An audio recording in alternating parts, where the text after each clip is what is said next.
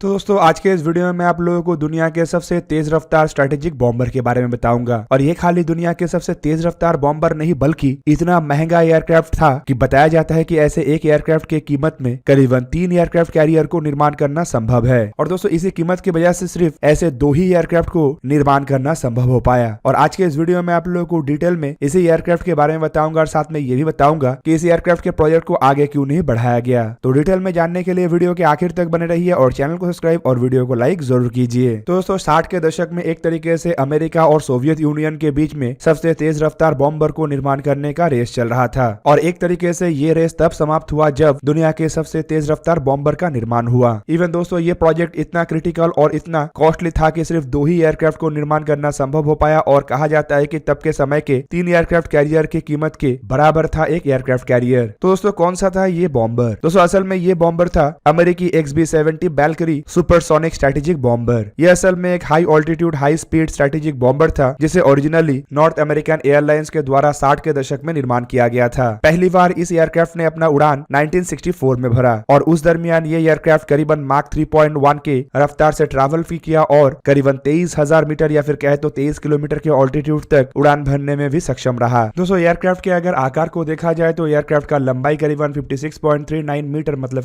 करीब 185 फीट और wing span करीबन 32 मीटर मतलब करीब 105 फीट के आसपास था। जबकि एयरक्राफ्ट की ऊंचाई करीबन 9.14 मीटर मतलब 30 फीट के आसपास है और इसके विंग एरिया करीब 6,297 स्क्वायर फीट या फिर कहे तो 585 मीटर स्क्वायर के आसपास है। एयरक्राफ्ट के अगर वजन को देखा जाए तो इसके एम्प्टी वेट करीब 1,15,031 किलोग्राम और ग्रॉस वेट करीब 2,42,536 किलोग्राम के आसपास था। जबकि इसके मैक्सिमम टेक ऑफ वेट करीबन 2,45,847 किलोग्राम के आसपास था और एयरक्राफ्ट के फ्यूल कैपेसिटी भी करीबन 140 टन या फिर कहे तो 3,000 पाउंड के आसपास था। पर इतना भारी भरकम इतना सोफिस्टिकेटेड और इतने बड़े आकार के एयरक्राफ्ट होने के बावजूद इस एयरक्राफ्ट को ऑपरेट करने के लिए सिर्फ 2 क्रू मेंबर का आवश्यकता था। दोस्तों नासा के कुछ पुराने हिस्टोरियन के मुताबिक ये जो एयरक्राफ्ट था इसके कॉकपिट हवा में करीबन 3 मंजिला ऊंचा और एयरक्राफ्ट के जो डेल्टा विंग है वो इतना फैला हुआ है कि इस तरफ से उस तरफ तक करीब 105 फीट के आसपास है। एयरक्राफ्ट में 6 जनरल इलेक्ट्रिक के YJ-93 जेट इंजन का इस्तेमाल किया गया है जो करीब एयरक्राफ्ट को माक 3 के रफ्तार तक पहुंचा सकता था। दोस्तों एयरक्राफ्ट में 6 जेट इंजन का इस्तेमाल हुआ है। इससे आप लोग समझ सकते होंगे कि एयरक्राफ्ट आकार में कितना बड़ा और कितना अधिक ताकतवर था। और ये जो 6 इंजन या फिर कहे तो YJ-93 इंजन है ये कोई ऑर्डिनरी इंजन नहीं बल्कि आफ्टर बर्निंग टर्बोफैन से लैस एक ऐसा इंजन जिसका ड्राइव थ्रस्ट करीबन 89 किलोन्यूटन और मैक्सिमम आफ्टर बर्निंग थ्रस्ट करीबन 120 किलोन्यूटन के आसपास है। इवन दोस्तों एयरक्राफ्ट को काफी अलग डिजाइन से भी निर्माण किया गया था और इसका जो डिजाइन है ये ट्रेडिशनल डिजाइन नहीं था बल्कि इसमें परिवर्तित के स्वरूप ओवरऑल लेआउट में कैनर्ड्स इस्तेमाल किया गया था। जबकि कोई भी फ्लैट टेल भी नहीं था और लार्ज डेल्टा विंग के इस एयरक्राफ्ट को दूर से देखने से ही पता चल जाता कि ये उस जमाने के एक अलग डिजाइन का एयरक्राफ्ट है। दोस्तों उस जमाने में कोई भी एयरक्राफ्ट इतने तेज रफ्तार में उड़ने का क्षमता नहीं रखता था और इस वजह से एक बहुत बड़ा चैलेंज ये था कि माक 3 के रफ्तार में जब एयरक्राफ्ट उड़ान भरता था तो एयरक्राफ्ट के जो बाहरी हिस्सा है वो काफी गर्म हो जाता था। रिपोर्ट के मुताबिक बाहरी हिस्सा करीबन 400 डिग्री सेल्सियस के टेम्परेचर तक पहुंचने का संभावनाएं था जो कि एक तरीके से एयरक्राफ्ट के बाहरी हिस्से के साथ साथ इंटरनल इक्विपमेंटों को भी डैमेज कर सकता था। इस वजह से उस समय ट्रेडिशनली प्रचलित एल्यूमिनियम एलॉय का इस्तेमाल नहीं हो सकता था क्योंकि ये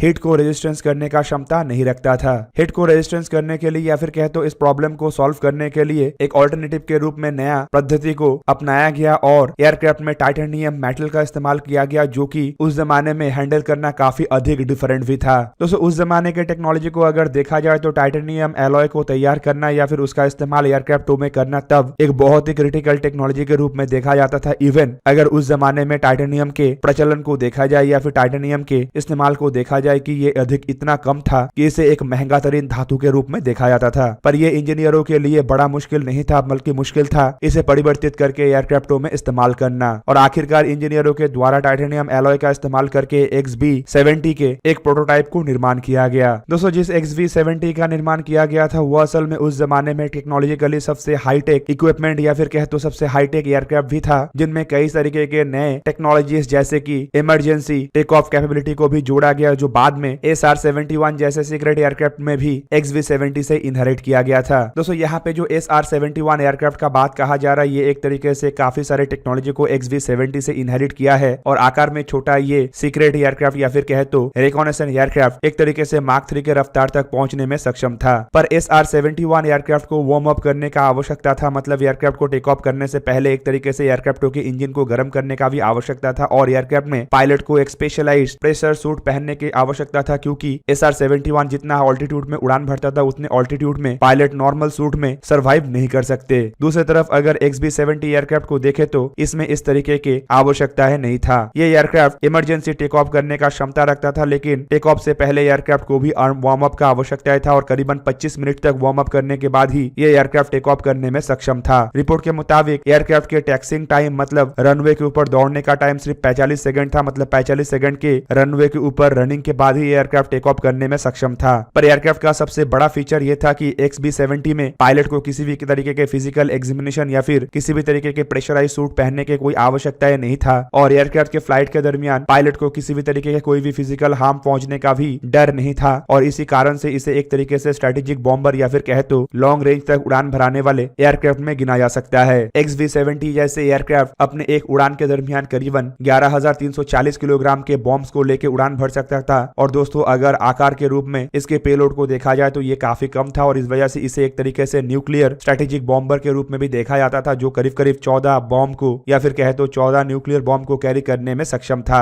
दोस्तों अगर देखा जाए तो एयरक्राफ्टों को बड़े मात्रा में निर्माण ना करने के पीछे भी बहुत बड़ा कारण था, जैसे कि इसमें इस्तेमाल होने वाले टाइटेनियम एलॉय या फिर कहे तो इसका हाईटेक होना। उस जमाने में इतना अधिक हाईटेक एयरक्राफ्टों को इतना आसानी से निर्माण करना संभव नहीं था, जबकि दूसरी तरफ अगर देखा जाए तो इसका कीमत भी कम नहीं था कि इसे बड़े मात्रा में प्रोड्यूस किया जा सके। पर सबसे बड़ा कारण था एयरक्राफ्टों के पहले टेस्ट के दरमियान होने वाला हादसा। रिपोर्ट के मुताबिक XB-70 एयरक्राफ्ट के जो पहला उड़ान था, उड़ान के दरमियान ही एक हादसा हुआ था और ये हादसा था एयरक्राफ्ट के मेन लैंडिंग गियर के डैमेज हो जाना या फिर आग लग के क्षतिग्रस्त हो जाना, जिस वजह से एयरक्राफ्ट के दूसरे प्रोटोटाइप XB-70A को काफी अधिक तब्दील किया गया ताकि इस तरीके के हादसा दूसरी बार ना हो। जबकि प्रॉब्लम सॉल्व करने के बावजूद एयरक्राफ्टों में एक बड़ा खामी था, एयरक्राफ्ट के अपर विंग में आने वाले दिक्कत जो एयरक्राफ्ट के सेकंड प्रोटोटाइप को भी झेलना पड़ा और एक तरीके से देखे तो इससे धीरे धीरे एयरक्राफ्टों के भविष्य अंधेरे में जाने लगा और एयरक्राफ्टों को बड़े मात्रा में निर्माण करने का इरादे को छोड़ना पड़ा। पर XB-70 एयरक्राफ्ट अमेरिकी एरोस्पेस इंडस्ट्री में एक तब्दीली के भी कारण बना और इन एयरक्राफ्टों में इस्तेमाल होने वाले टेक्नोलॉजी का इस्तेमाल करके भविष्य में कई तरीके के एयरक्राफ्टों का डेवलपमेंट हुआ और एयरक्राफ्टों में जो खामियां था उसे दूर करते करते अमेरिका के द्वारा कई तरीके के नए चीजों को भी सीखने का मौका मिला। रिपोर्ट के मुताबिक XB-70 एयरक्राफ्ट के बेस पे या फिर कहते इसके एक्सपीरियंस का इस्तेमाल करके अमेरिका ने SR-71 जैसे एयरक्राफ्ट के अलावा कुछ अन्य स्ट्रेटेजिक बॉम्बर प्रोजेक्ट के ऊपर भी काम आगे बढ़ाया, जबकि कई सारे देश अमेरिकी XB-70 एयरक्राफ्ट के कॉपी करने का भी प्रयास चलाया, जिनमें रशिया सबसे प्रमुख था और रिपोर्ट के मुताबिक रशिया के सुखोई T-4 और टिवलोव T-125 जैसे एयरक्राफ्ट के ऊपर काम करने के पीछे भी असल मकसद अमेरिका के XB-70 जैसे एयरक्राफ्ट भी था। तो दोस्तों ये था आज का वीडियो। अगर आपको वीडियो अच्छा लगा तो लाइक कीजिए और मेरे चैनल को सब्सक्राइब कीजिए और साथ में बना हुआ बेल आइकन को प्रेस कर दीजिए ताकि आप मेरा वीडियो देख पाए सबसे पहले। जय हिंद।